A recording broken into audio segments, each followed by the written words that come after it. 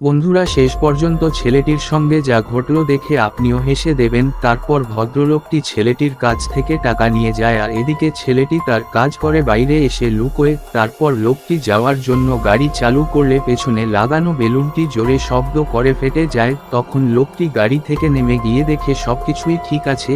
তারপর ছেলেটি আবার গাড়ির নিচে গিয়ে আরেকটি বেলুন লাগিয়ে দেয় আর ছেলেটি ওপরে গিয়ে আরেকজনকে পাঠিয়ে দেয়। তারপর লোকটি গাড়ি চালু করলে বেলুনটি আবার ফেটে যায় আর লোকটি দেখে কোন কিছু হয়নি। তখন সেখানে একটি ভিখারি এসে বলে, সামনে একটি মিস্ত্রি থাকে, ডেকে আনবো, 100 টাকা লাগবে।